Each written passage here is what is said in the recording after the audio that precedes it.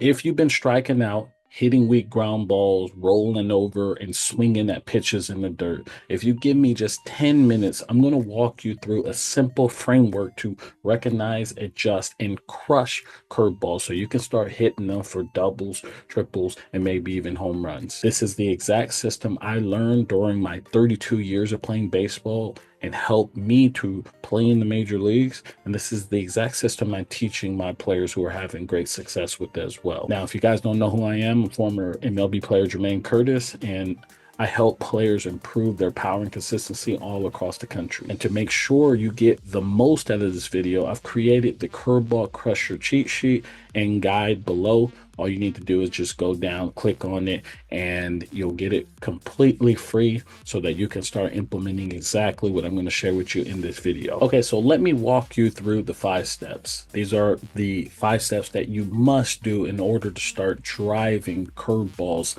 and giving yourself the best chance to adjust, see, and annihilate them, right? So what is the first step? The first step is we need to categorize the curveball. So what does that mean? Well, when I was a young baseball player, I said to myself, I cannot hit a curveball. I remember getting curveballs and I was swinging at every curveball I seen, and they were bouncing in front of the plate, and I was swinging at them. As I started to get older, I realized that I didn't need to hit all the curveballs, and I was making a huge mistake, and that I was putting all curveballs together. I was making all the curveballs equal, and all curveballs are not equal. There are good curveballs and bad curveballs, and I like to say mistakes and non-mistakes.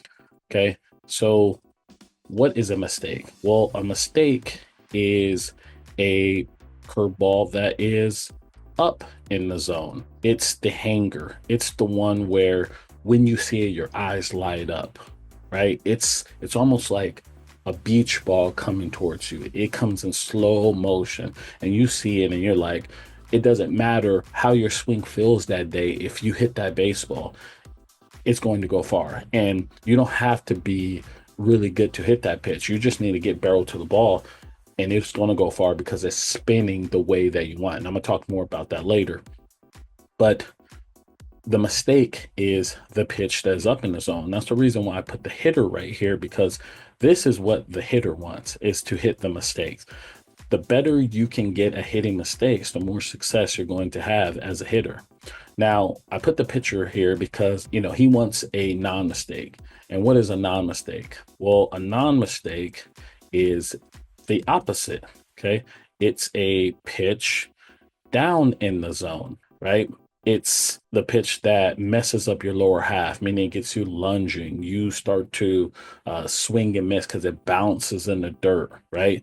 That is a pitcher's pitch. It's a non-mistake, okay? So what we want to do is we want to get good at categorizing the curveballs. Our goal isn't to hit every curveball. We just can't, right? There's pitches that are filthy. There's pitches that aren't. Our goal is to know the mistakes and hit the mistakes and then take the non-mistakes. And if we do that, we're going to start making some good decisions as a hitter. And good hitters make good decisions. Bad hitters make bad decisions, right? They're swinging at pitches all over the place. They're swinging at pitches and getting themselves out, okay? So that right there, as you can see, is what we're trying to do. We're trying to categorize the curve because not all curves are created equal.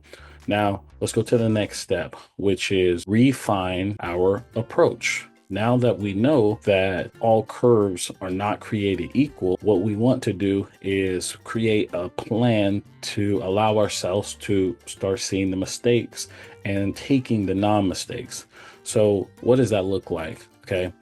Well, what we want to do is we want to look for a fastball that is up in the zone. So let me color this real quick. So green is, again, the mistake. So we want to categorize that, or we want to refine our approach to look for that pitch. And red, anything down, we're going to take it. Okay, so red is down, non-mistake. And our approach is look for a fastball up in the zone. If we look for the fastball up in the zone, what we're going to do is we're going to identify the one that pops up. We'll start seeing spin better because we're setting our sets a little bit higher, right? And if we do that, it's going to give us a chance of not swinging at, the pitcher's pitches. Okay, so we're going to look up. That's the approach, up in the zone. And everything I'm writing here, if you download the lead magnet for free, it's going to have all the information there for you as well. So you can just go below and get this right after the video. Okay, so now that we've identified and categorized the curves, we created a plan. Our plan is to look for the fastball up, and also look for the curveball up, because that's naturally going to happen because we're looking for the fastball up. What we're going to do now is we're going to utilize drills to perfect this approach and plan. Now, I'm only going to give you about one drill, and if you download the guide, it'll give you a few more drills that you can start implementing and start getting better at this. But one drill I really love, and it's a staple, is the catch drill. And this is actually what I learned from Barry Bonds. And this is what we did off a pitching machine. We set the curveballs to up in the zone. So we start teaching our eyes to see the mistake. Okay, and then the pitcher's down, we didn't catch them. Now, we were mixing in between. So sometimes we would do one round where they were just up in the zone. The next round we're doing where it was down the zone. Then the third round, and actually I'll write this here. First round, let's put that here. First round, curveballs up. And then second round, curveballs down. And then third round, we're mixing. The pitches that are up in the zone, you're going to catch them with your top hand. And with a glove on your hand, the pitches that are down, you're going to take. And then it brings us to the next step, which is we're going to stay balanced and disciplined. And so what does this mean? Well, if we're catching the balls that are up in the zone, we're going to get and stay in this position right here, right? You can see how balanced this player is. There's not too much weight shifting forward. He's in a really balanced position. I call this the power triangle right here. So he's in a really good position, seeing the ball balanced so he can make a good decision as a play. So we want to stay balanced, and we want to have a strong base. And having a strong base is hitting the one that's up in the zone and taking the one that's down. If you hit one that's down in the zone, you're going to start pushing all the weight into your front foot, and you're going to start lunging and rolling over. So we want to stay balanced and disciplined, meaning that we're swinging at the pitches that are up and taking the pitches that are down. Now, this brings us to the last one, which means we want to hammer the mistake. Now, after we've done this and you really start to understand what you're doing, you have your approach refined where, okay, anything that's up, you're seeing it pops up, boom, you're going towards it. You're doing these drills consistently so that you're teaching yourself to make good decisions. You're staying balanced and you're disciplined. You are going to hammer mistakes and take an aggressive swing on those curveballs. Don't just try to put it in play. Take an aggressive swing, because the curveball, when they throw it, is spinning the way that we want, right? A fastball is spinning the opposite way. And when you hit it, you have to change the spin to fly the opposite way. But a curveball is spinning the way that when we hit the baseball, it goes. And that's the reason why when you hammer a curveball, the ball goes way farther than usually fastballs. So when you get that mistake and you're balanced and you see it and your eyes light up, take a donkey hack, hammer that pitch, right? Because that is a mistake, and good hitters hit mistakes. Okay. Now, here's a mental cue for you that I say with my hitters, and you can start saying it, and this just simplifies everything for you. If you see it low, let it go. If you see it high, let it fly. This is a good way of hitting, and this is a good approach. And when you're hitting in the cage, even in the game, if it's an old curveball and you see it low, you can let it go, if that's your plan.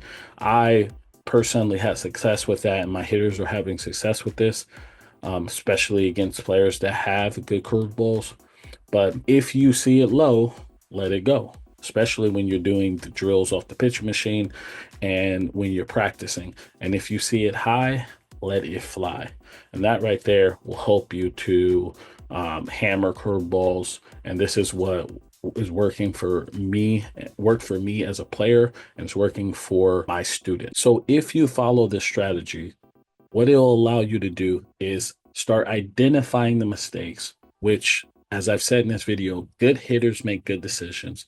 It'll allow you to take the pitches that are down, which is the pitcher's pitches, which will force the pitcher to start throwing more mistakes, which allow you to get more pitches to hit.